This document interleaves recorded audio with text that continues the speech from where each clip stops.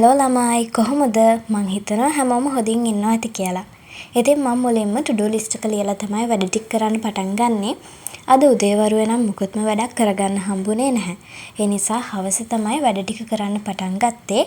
ඉතින් ඔක්කොටම කලින් to-do list එකක් ලියලා වැඩ ටික පටන් ගන්නවා. නැත්තම් ඔළුව එහෙ මෙහෙ යනවා. මොකද මං කරන්නේ මොනවද මට කරන්න තියෙන්නේ කියලා ඔක්කොම ඔළුවේ ගොඩ ගැහිලා. ඉතින් to-do list එකක් ලියන එකේ වාසි තමයි ඔයාලට ඔළුව එහෙ මෙහෙ යවලා හිතලා ගොඩක් ස්ට්‍රෙස් වගේ වෙන්න ඕනේ නැහැ. ඔයාලා එතකොට දන්නවා ඔයාලට මේ වැඩ ටික තමයි අද කරන්න තියෙන්නේ කියන එක. ඉතින් to do list එකක් ලියන එක හරිම ප්‍රයෝජනවත්. ඔයාලගේ වැඩ ටික හරියට කරගන්න.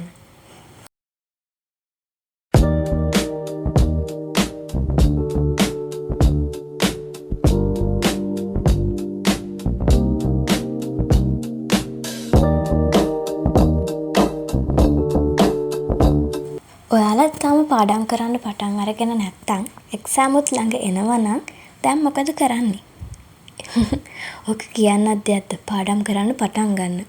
මොකද ඔයාලා දැන් පටන් ගන්න දේ එදාට ගොඩාක් ප්‍රයෝජනවත් වෙන්න පුළුවන්. ඔයාලා දැන් මුකුත්ම කරන්නේ නැතුව නිකන් ඔහේ ස්ට්‍රෙස් වෙවි ඒ ගැන කල්පනා කර කර හිටියා කියලා ඔයාගේ එක්සෑම් එකට එක ලකුණක්වත් ලැබෙන්නේ නැහැ.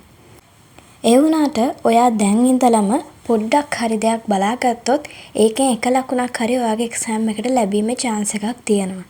ඒ නිසා මං කියන්නේ දැන්ම පටන් ගන්න.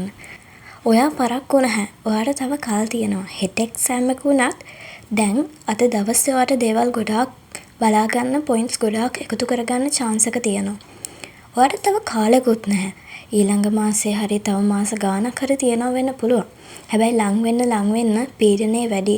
ඔයාට පාඩම් කරගන්න පුළුවන් වෙන කරුණු ප්‍රමාණය අඩුයි. ඒ නිසා දැන්ම පටන් ගන්න. කාලය තියෙනවා කියලා නතර වෙන්නවත් කාලය අඩුයි කියලා පසුතැවෙන්නවත් එපා. මේ මොහොතේ දැන් වැඩ කරන්න පටන් ගන්න.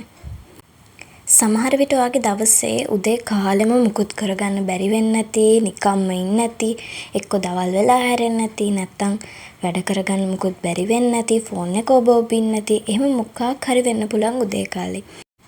ඒත් ඔයාට හවස ඉඳලා රෑ වෙනකම්ම කාලය තියෙනවා ඔයාගේ වැඩ කරගන්න. මොකද හෙට දවස උදා වෙන්න තවත් කාලය ඉතුරුයි. උදේ ඉඳලා බැරි වුණා කියලා හවස ඉඳලා රෑ වෙනකනුත් ෆෝන් එක ඔබ හරි කිසිම වැඩක් නැතුව කම්මැලිකමේ ඉන්නේ නැතුව ඒ වෙලාව හරි ප්‍රොඩක්ටිව් වෙන්න බලන්න. මොකද ඔයාලට ඒ කාලයත් හොඳටම වටිනවා.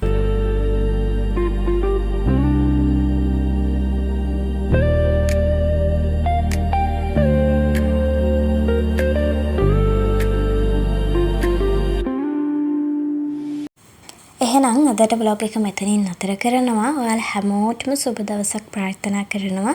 Thank you so much vlog එක බලුවට. මං හිතනවා ඔයාලා හැමෝම vlog එකට ආස වෙන්න ඇති කියලා. ඔයාලා දැන්ම වැඩ පටන් ගන්න. එහෙනම් good luck. Bye bye.